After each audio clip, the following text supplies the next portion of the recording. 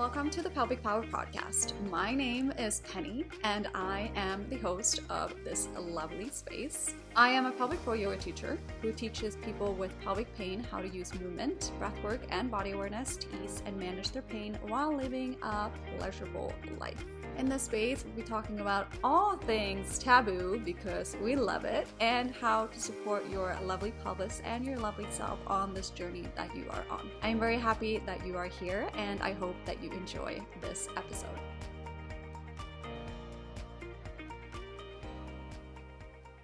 Welcome back to another episode of the Pelvic Power Podcast. I'm very excited that you are here today. Today's episode, we're going to talk about something that actually, I have a tattoo of it on my arm. So if you're watching my YouTube right now, you can see what it says. But my tattoo says breathe. I put that tattoo there because I need that reminder myself. Also because I love the breath. It's such an important, powerful tool in life.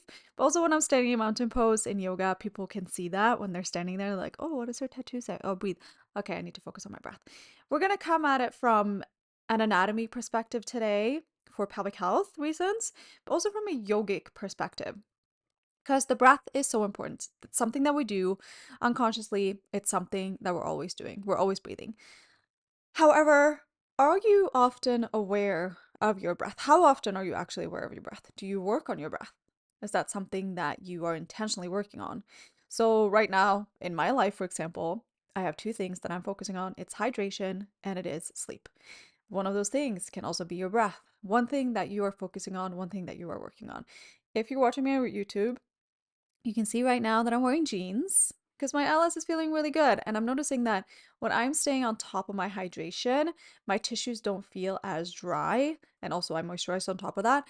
But I'm really trying to focus on my hydration and also my sleep because it helps tremendously for my lycoscosis. So one thing that you can be working on is your breathing. Your breath is so important when it comes to your pelvic health.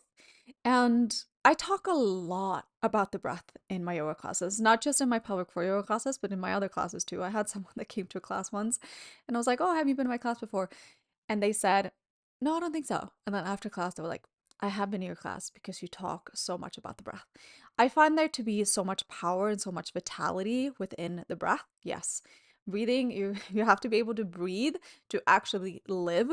However, the way that you can optimize your breath, you can find so much power within the breath and also feel so much more aligned with yourself. There's a saying within the yoga community or yoga philosophy that your life is like your breath. Are you taking short and shallow breaths or are they deep and long ones?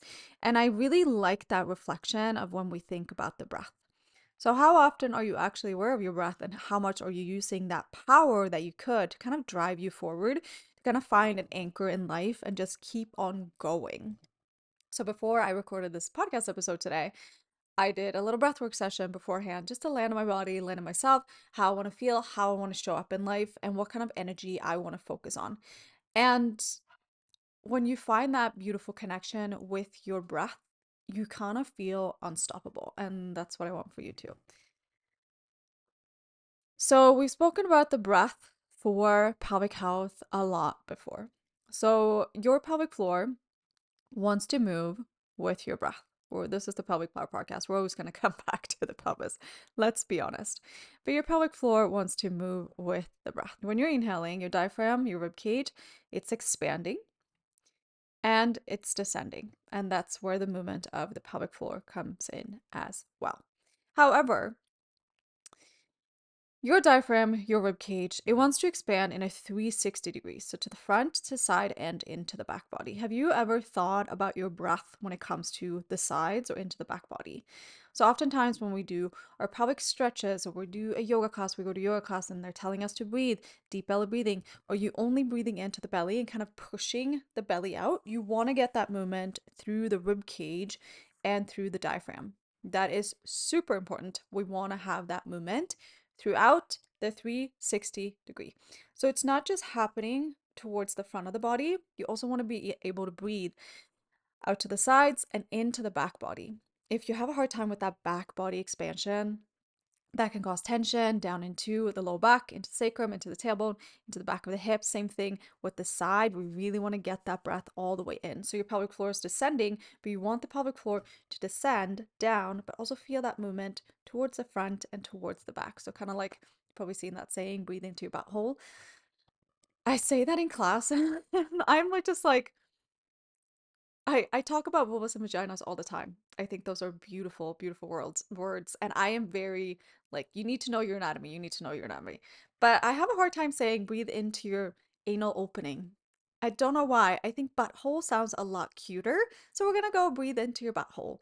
You can try all these different cues that I'm telling you today. Try them in your next pelvic floor stretching session. If you have some pelvic floor stretches or poses that you've been given from your pelvic PT, and they're telling you to also breathe into it. Okay, some of the cues that I'm giving you today, maybe try them out. Breathe into your butthole, breathe into your perineum, breathe in into your vaginal opening. I don't have a hard time saying that word. Without forcing, you're not pushing, you're feeling that breath traveling in. And also pay attention to when you're working with your breath, are you actually sucking in your belly?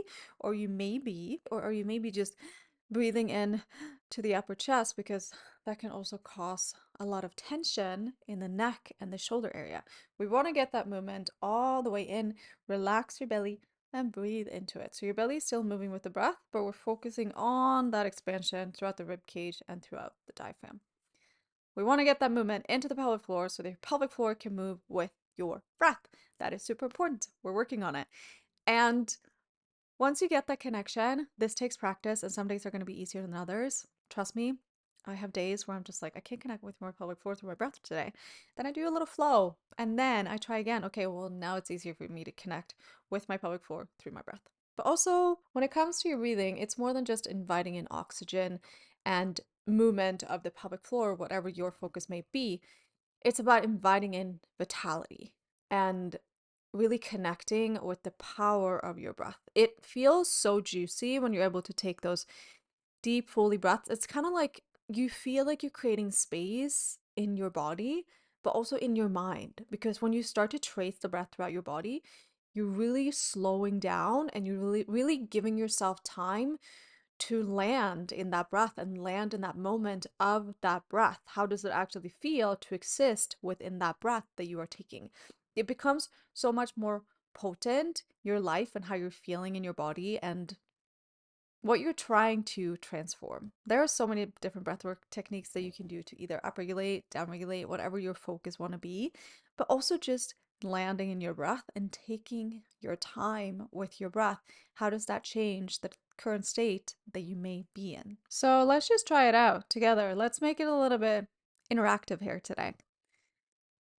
So you're just going to take a breath without changing anything, like forget everything that I said today.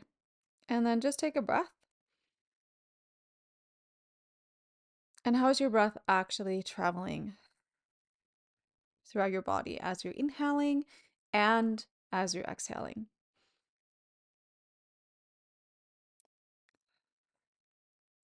What are you noticing? Where is there tension? Where is there restriction? Where is there maybe a little bit of discomfort? Are you feeling any tension throughout the side body, through the back body? And also, how is that energy perhaps representing itself in your emotions or in your life?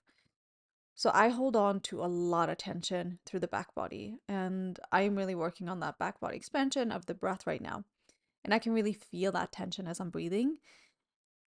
And why am I perhaps holding on to tension throughout that part of the body?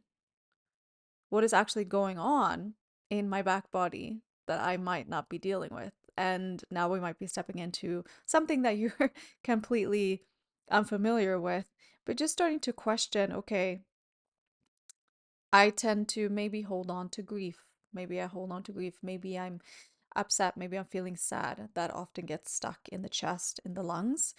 Okay, breathing into the back body. Okay, I'm feeling that tension through the back body. I also live with SI joint pain. Is my back body expansion the same on the left and the right side? No, it's more on the right side. Okay, I have SI joint pain on the right side. How is maybe that connected? Like everything is connected in your body, and the way that your breath is traveling throughout your body, that is also impacting your health, your pelvic health, and how your body is feeling. So take this time to really look at your breath as kind of like a portal for you to connect with yourself or to step into the next part of your life or the next phase of how you want to feel, what you want to focus on, how you want to show up, how do you want to show up into the world? How can you let the breath support you throughout that process? So I really invite you to start to dive into your breath. Okay, is it easy for me to breathe into the front, the side, and the back of the rib cage? Am I sucking in my belly? Am I only breathing into the upper chest? Can I breathe into my butthole? Can I breathe into my perineum? What else am I noticing? Can I breathe into the lower part of my belly? You can also use your hands as feedback for your breath. Place your hands on different parts of your body. You can get into different poses, child's pose. You can lie on your belly. You can hug yourself, breathe into the back body. Okay, what am I feeling? How is maybe the tension stuck? What am I noticing throughout my body? Make it into an investigative journey, and it's going to be so much more fun because you're going to get to know your body and how it's showing up and how you are showing up for yourself.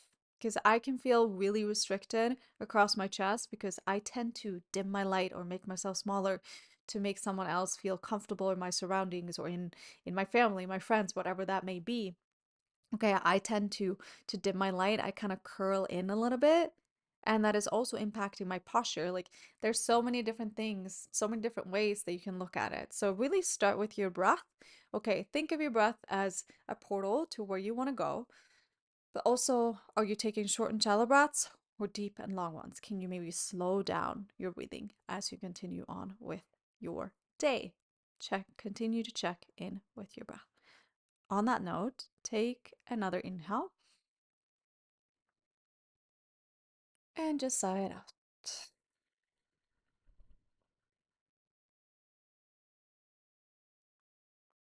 And then really feel yourself dropping into your body. It's safe to stay with the breath and to let yourself experience your wholeness as it is. Until next week, remember to look after your beautiful body. I am here rooting for you. And just remember that you are absolutely fucking fantastic. No matter where you are on your journey, where you're at on your journey right now, you're fantastic just in the way that you're showing up for yourself and the work that you're doing. And it's all those small things that are maybe perhaps for you coming together. Okay, how can I use all my little small tools to support my pelvis, to support myself, and to really shift my life in where I want to go. It's all connected, baby. I will see you next week. I love you. Bye.